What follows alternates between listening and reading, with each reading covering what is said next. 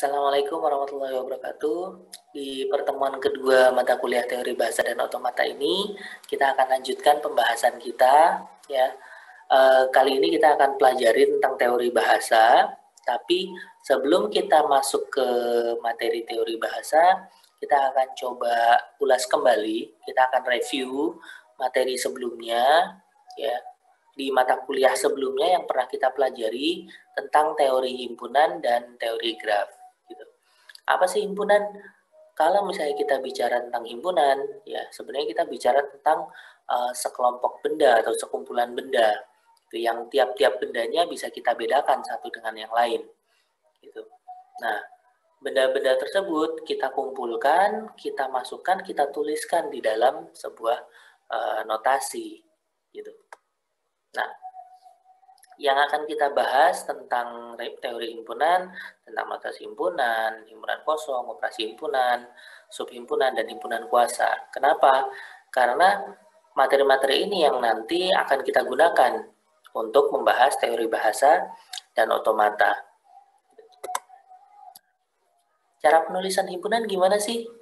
Ya, kalau misalnya kita punya himpunan, kita bisa tuliskan himpunan tersebut dengan tanda kurung kurawal. Anggota-anggota himpunannya kita taruh di dalam kurung kurawal tersebut dan kita pisahkan dengan tanda koma. Seperti contohnya di depan, ya ada sebuah himpunan yang terdiri dari 3 barang. Apa? Baju, kaos, dan kemeja. Nah, baju, kaos, dan kemeja ini kita simpan di dalam kurung kurawal dan kita pisahkan dengan tanda koma. Ini himpunan. Himpunan apa? Ya kalau misalnya kita sebutkan mungkin himpunan pakaian bagian atas gitu kali ya. Baju, kaos, kemeja kan dipakai di bagian atas. Itu bisa. Nah, selain dengan cara seperti itu, ada beberapa cara lain untuk kita menuliskan himpunan. Secara umum seperti itu, kita kasih tanda kurung kerawal, anggotanya kita tuliskan semua di dalamnya. Cara itu namanya enumerasi. Nah, selain enumerasi, kita bisa juga gunakan notasi atau simbol baku. Gitu. Kayak himpunan bilangan asli pakai simbol N, himpunan bilangan bulat pakai simbol Z, dan seterusnya. Gitu. Itu udah disepakati bahwa, oh simbol ini digunakan untuk himpunan ini. Maka bisa kita gunakan. Atau cara ketiga, anggotanya banyak nih, gitu. Nggak mungkin kita tuliskan semua. Tapi selama kita tahu syaratnya, kita bisa tuliskan dengan notasi pembentuk himpunan. Contoh, himpunan mahasiswa STTNF yang berusia lebih muda dari 20 tahun, gitu. Ya, kita kan nggak tahu siapa aja gitu kan, masa ditulisin namanya satu-satu? Nggak, tapi kita tuliskan syaratnya aja bisa. Yang kalau misalnya teman-teman ingat, notasinya kayak gini. Nah, saya share whiteboard. Nah, pakai kurung kerawal, ya. Anggota himpunannya kita simbolkan sebagai X dan syaratnya kita tuliskan di kanan.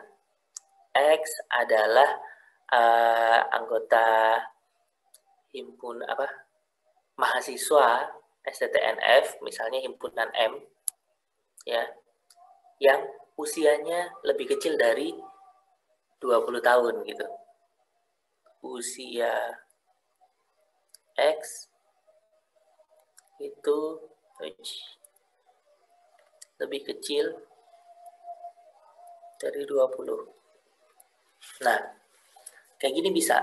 Yang ini yang kita sebut sebagai syarat pembentuk himpunannya. Gitu. Nah, keseluruhan ini adalah notasi pembentuk himpunan. Ya. Nanti banyak contoh-contoh lain. Tapi kita coba lanjutkan dulu. Selain notasi baku, enumerasi, notasi pembentuk himpunan, kita juga bisa pakai gambar. Gambar apa? Diagram. Diagram Venn. Ya, yang ada bulat-bulat kayak gitu.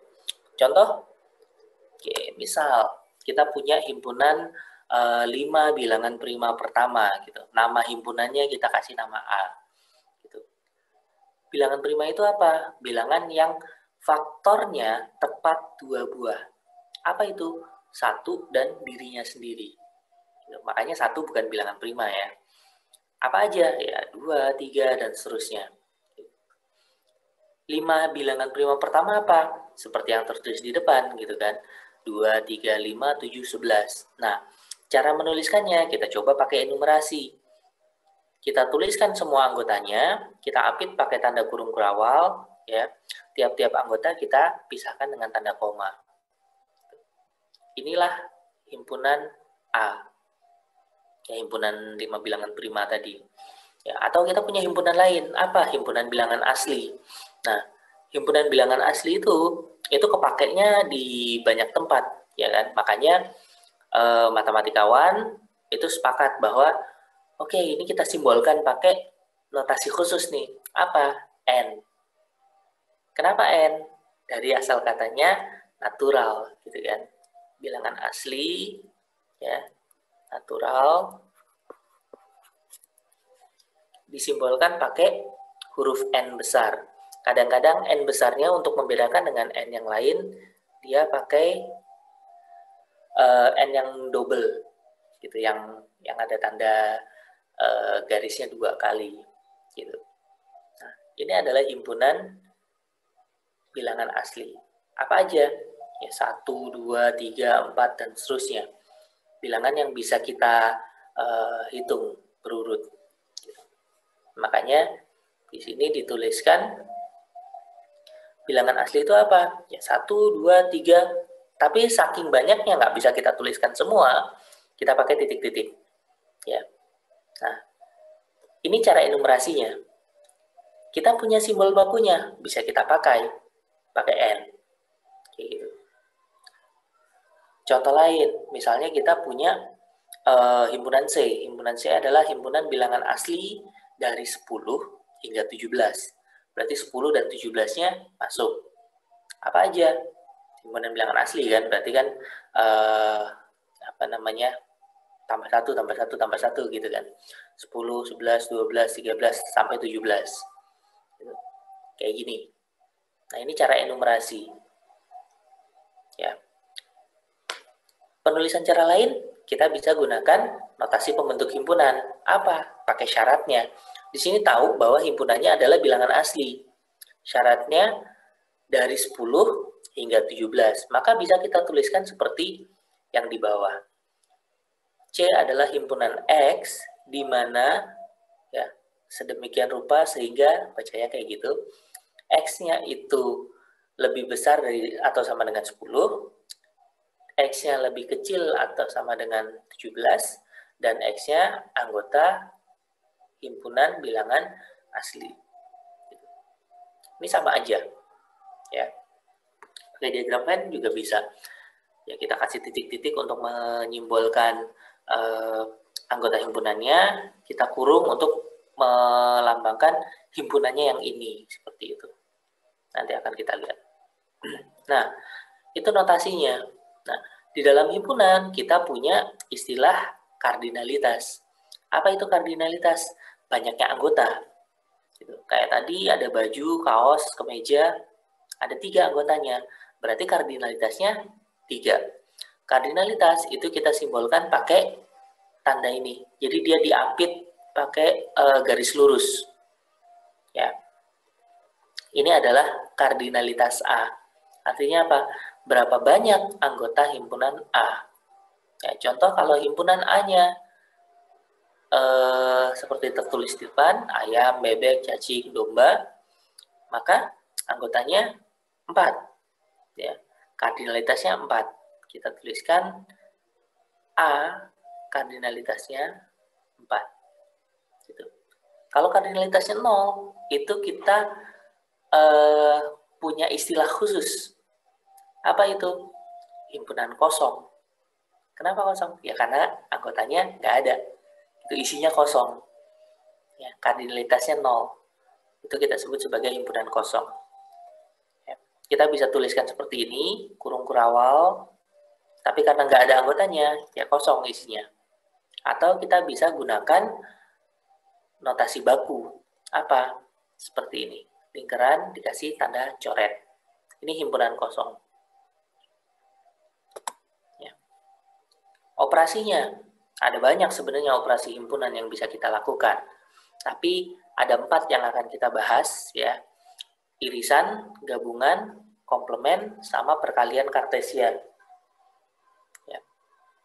Yang lainnya lagi, ya, ada symmetric difference, ya, ada banyak lah.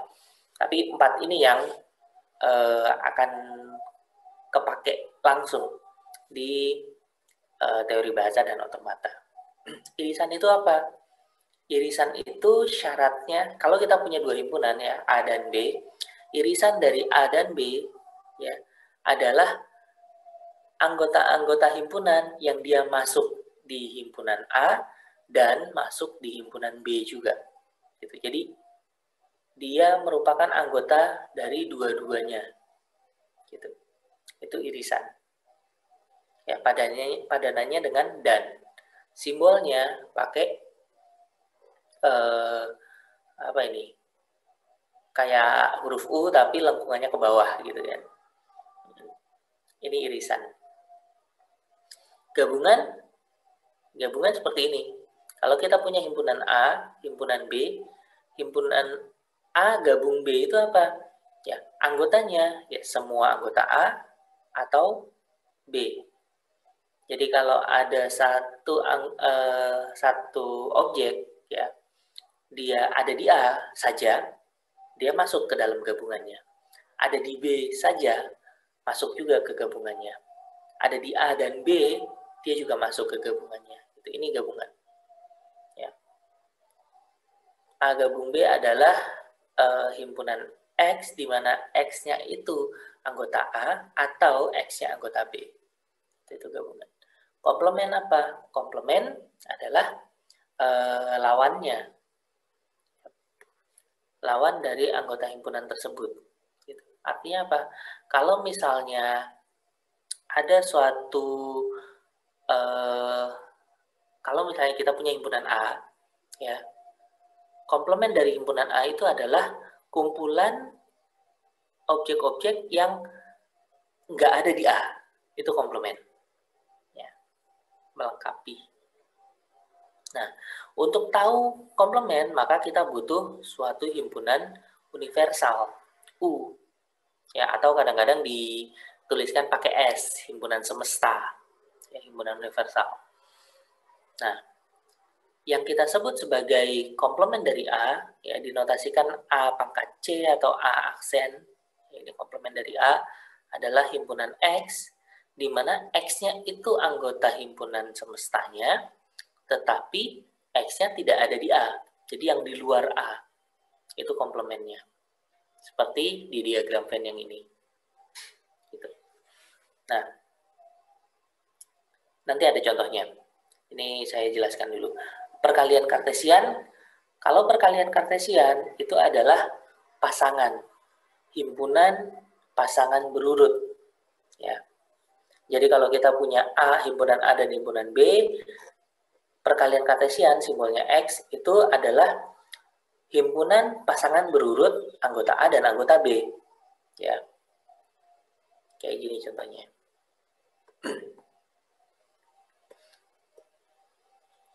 Kenapa namanya perkalian kartesian?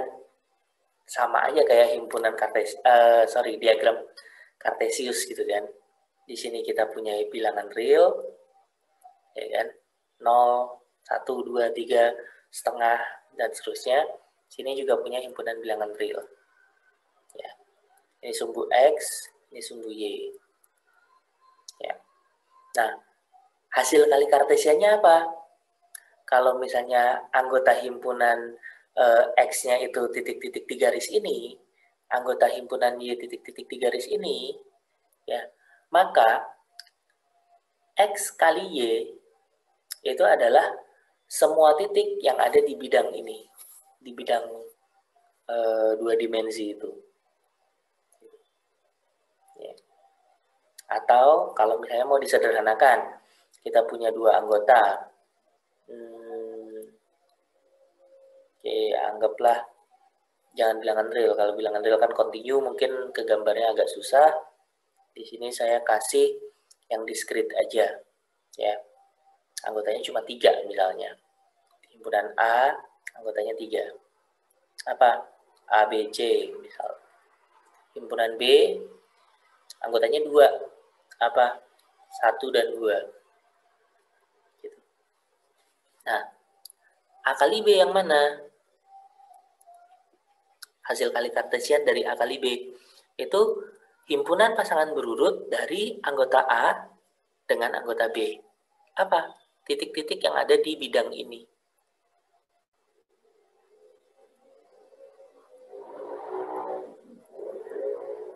Gitu. Apa?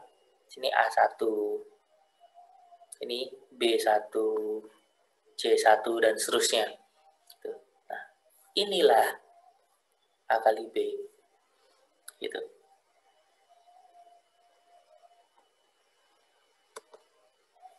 Ya. Hasil kali kartesian, himpunan pasangan berurut AB, urutannya berpengaruh di sini ya, karena dia adalah tapel, ya. A-nya adalah anggota A, B-nya anggota B. Jadi yang di depan ya di depan, yang di belakang anggotanya juga ditaruh di belakang. Pasangannya itu. Gambarnya mana?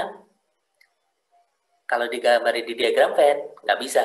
Kenapa? Karena dia nambah dimensinya gitu. Awalnya 1 dimensi, kalau kita kalikan kartesian maka jadi 2 dimensi gitu kan. Relasi nanti yang bisa kita tunjukkan pakai perkalian kartesian. Paling kalau misalnya mau pakai diagram Venn, kita punya himpunan A ada lingkaran, himpunan B ada lingkaran. A kali B yang mana? A kali B ya kayak diagram panah antara A ke B, kayak gitu. Dimana semua anggota A terhubung dengan semua anggota B. Nah, ini contohnya ya, misalnya kita punya 2 himpunan, himpunan A-nya itu 3 anggotanya, 1, 2, 3, himpunan B-nya 4 anggotanya, 2, 3, 5, 7. Maka A iris B apa? A iris B ya, itu adalah himpunan yang anggotanya ada di A dan ada di B. 1 ada di A, ya. Ada di B enggak? Enggak, berarti 1 enggak masuk ke A iris B. 2 ada di dua-duanya. 3 ada di dua-duanya. Berarti 2 ini masuk ke sini. Ya. Udah nih, anggota A udah habis. Kita bisa lanjutin ke anggota B. Tapi sebenarnya nggak perlu karena kalau di sini udah sampai ujung, ada anggota di sini, pasti di A-nya nggak ada kan? Gitu. Makanya udah selesai sampai sini. A gabung B. A gabung B itu apa?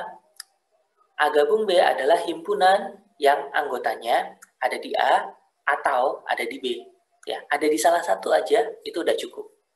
Contoh 1, oh iya masuk, 2 masuk, 3 masuk, gitu. Udah habis A-nya, kita beranjak ke B.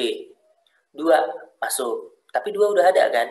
Sedangkan yang namanya himpunan urutannya nggak masalah, kita taruh bolak-balik juga sama, artinya ada anggota yang dituliskan 2 kali, yaitu dianggap 1, itu anggota yang sama, karena kita nggak bisa bedain. Ada 2, ada 2, ya, misalnya 2, 3, 2 lagi. Ya, itu 2-nya dianggap 1 doang. Gitu. Ya, karena anggota himpunan tersebut satu sama lain harus distinct, harus berbeda. 3 juga tadi udah ditulis, maka nggak ditulis lagi. 5 belum ada, 5 ditulis. 7 belum ada, 7 ditulis. Nah, ini A gabung B. Ya. Komplemennya apa? Nah, kita ambil salah satu, misalnya himpunan A. Komplemen dari himpunan A, karena himpunan A-nya ada 1, 2, 3, berarti himpunan yang bukan, yang anggotanya bukan 1, 2, 3. Apa?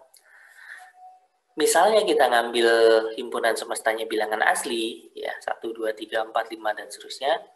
Yang bukan 1, 2, 3 apa? Ya 4 dan seterusnya kan.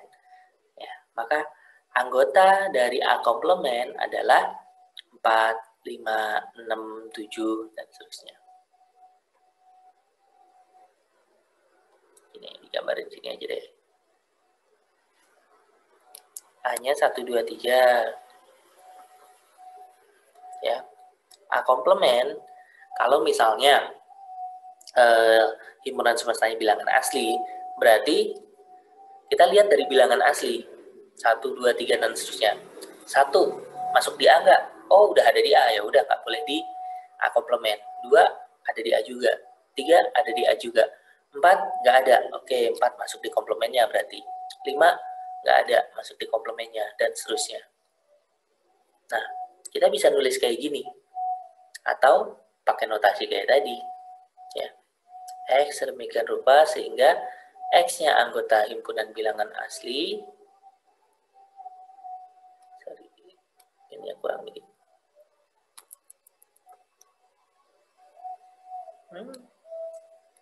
Coret lagi. Nah, ya, X-nya lebih besar dari 3. Jadi nggak ada tanda sama dengannya karena 3 nggak masuk ya. 4, 5, 6, 7, dan seterusnya. Atau bisa juga pakai X lebih besar sama dengan 4. Ini juga boleh. Oke. Nah, itu komplement. Ya, mau pakai A pangkat C boleh, mau pakai A aksen boleh. Ya.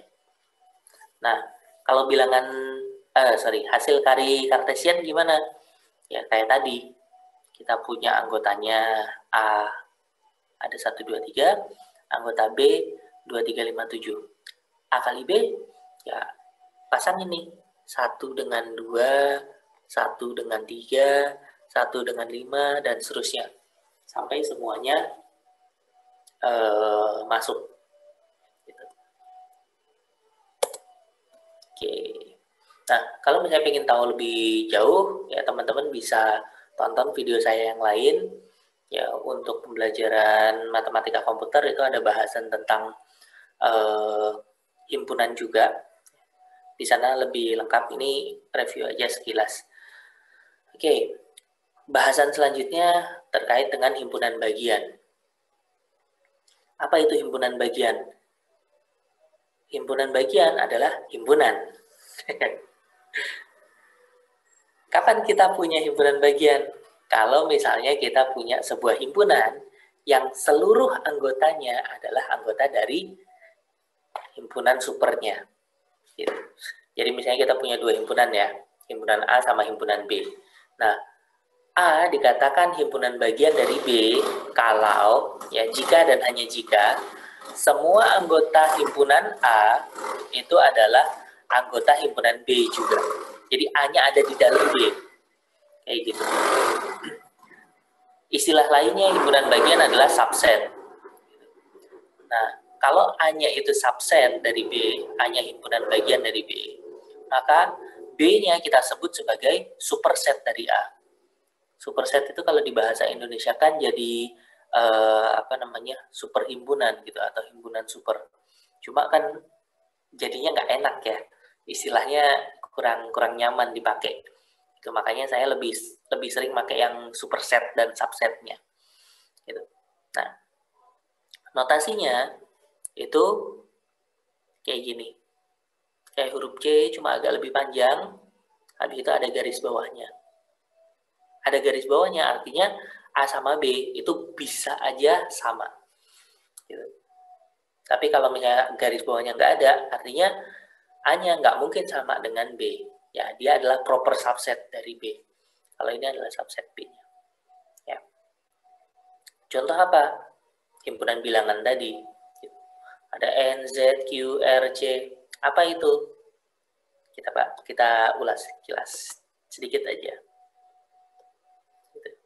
N itu bilangan asli. Ya. Apa? 1, 2, 3, dan seterusnya. Z itu bilangan bulat. Ini 1, 2, 3, dan seterusnya. Bilangan bulat itu berarti dari min tak hingga. Ya. Min 2, min 1, 0, 1, 2, sampai tak hingga lagi. Ini bilangan bulat. Kenapa Z? N kan natural, asli, oke. Kenapa Z? Z itu dari kata Zahlen, ya, dari bahasa Jerman. Gitu. Nah, habis Z ada Q. Q Q itu apa? Bilangan rasional. Rasional. Tulisannya agak berantakan. Bilangan rasional itu apa? Dia adalah bilangan yang dibentuk dari pembagian dua buah bilangan bulat. Jadi A per B. Kumpulan bilangan-bilangan yang bisa dituliskan dalam bentuk A per B. Di mana A dan B-nya anggota bilangan bulat. Gitu. Ini bilangan rasional. Habis itu ada bilangan real.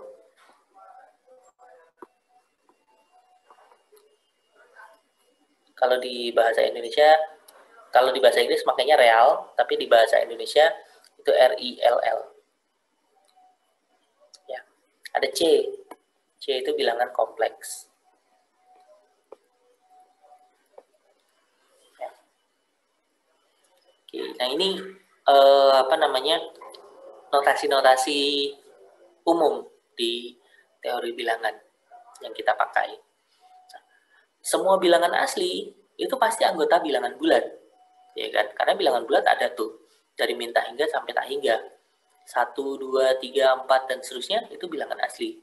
Semua anggotanya ada di sini. Makanya N subset dari Z. Z juga sama. Z itu subset dari Q.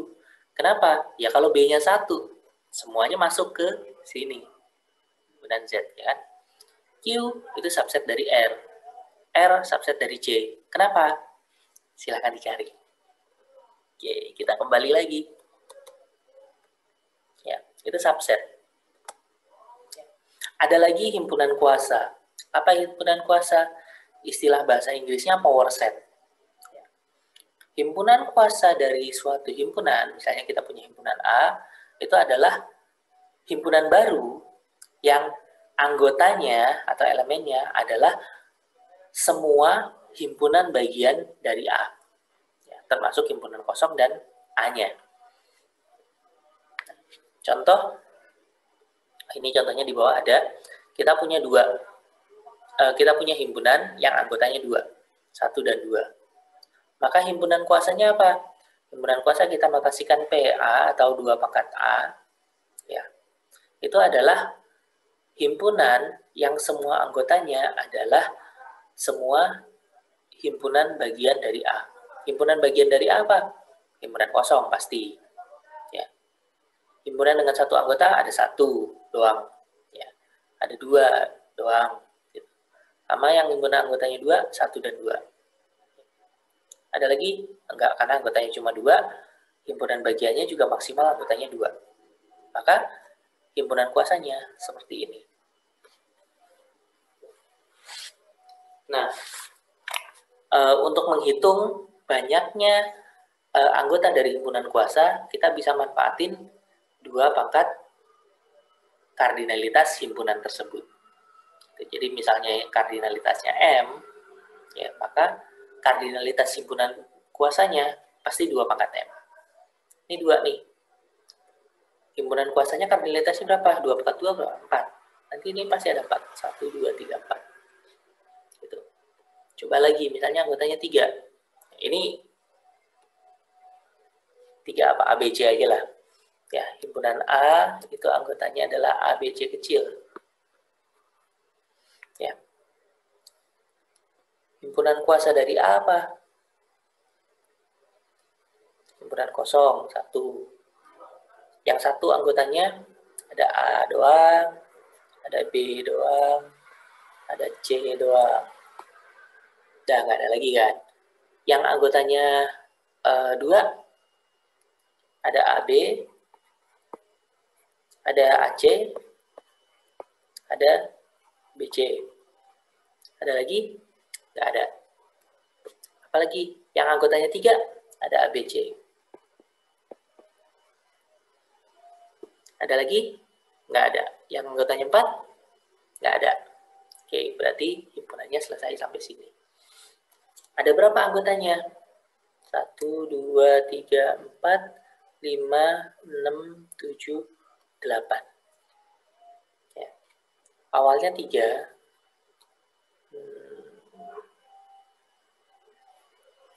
kardinalitas A-nya 3, ya. Kardinalitas himpunan kuasa dari A-nya 2 pangkat 3, 8. Kayak gitu. Ya. Ini himpunan kuasa.